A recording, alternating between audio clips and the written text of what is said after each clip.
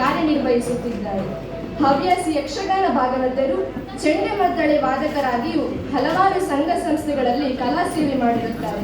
ಇವರಿಗೆ ಈ ಕಾರ್ಯಕ್ರಮಕ್ಕೆ ಗೌರವಪೂರ್ವಕವಾಗಿ ಸ್ವಾಗತವನ್ನು ಬಯಸುತ್ತಿದ್ದೇನೆ.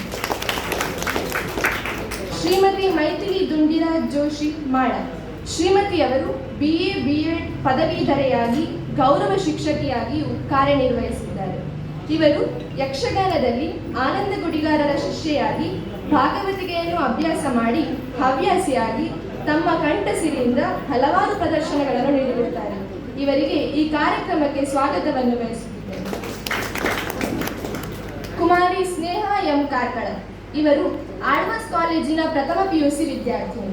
ಕಳೆದ SSLC ಪರೀಕ್ಷೆಯಲ್ಲಿ JC ಆಂಗ್ಲ ಮಾಧ್ಯಮ ಶಾಲೆಯ ವಿದ್ಯಾರ್ಥಿನಿಯಾಗಿ 99.2% ಅಂಕ ಗಳಿಸಿ ಶಾಲೆಗೆ ಪ್ರಥಮ, ರಾಜ್ಯಕ್ಕೆ 6ನೇ ಸ್ಥಾನ ಪಡೆದು ಹೆಮ್ಮೆಯ ವಿದ್ಯಾರ್ಥಿನಿಯಾಗಿದ್ದಾರೆ.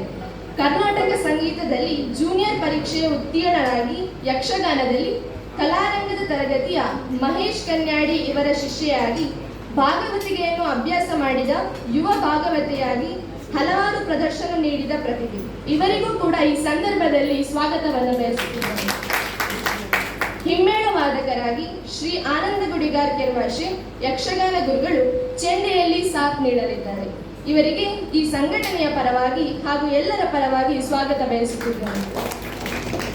ಮದ್ದಳೆಯಲ್ಲಿ ಶ್ರೀ ಅವಿನಾಶ್ ಪೈಪಡಿತಾಯ ಹಾಗೂ ಶ್ರೀನಿಧಿ ಆಚಾರ್ ಅವರು ಆಸೀನವನ್ನು ಸ್ವೀಕರಿಸಿದ್ದಾರೆ. ಇವರಿಗೂ ಕೂಡ ಈ ಸಂದರ್ಭದಲ್ಲಿ ಸ್ವಾಗತವನ್ನು ಬಯಸುತ್ತಿದ್ದೇನೆ. ಚಕ್ರತಾಳದಲ್ಲಿ ಶ್ರೀ ಅನೂಪ್ ಆಚಾರ್ಯ ಕಲ್ಯ ಹವ್ಯಾಸಿ ಯಕ್ಷಗಾನದ ಹಿಮ್ಮೇಳ ವಾದಕರು, ಜಾನಪದ ನೃತ್ಯದ ಹಿಮ್ಮೇಳ ವಾದಕರು, ಹಲವಾರು ಸಂಘ ಸಂಸ್ಥೆಗಳ ನೇತಾರರು, ಆನಂದ ಗುಡಿಗಾರರ ಶಿಷ್ಯರೂ ಆಗಿರುವ ಇವರಿಗೆ ನಿಮ್ಮೆಲ್ಲರ ಪರವಾಗಿ ಸ್ವಾಗತವನ್ನು ಬಯಸುತ್ತಿದ್ದೇನೆ.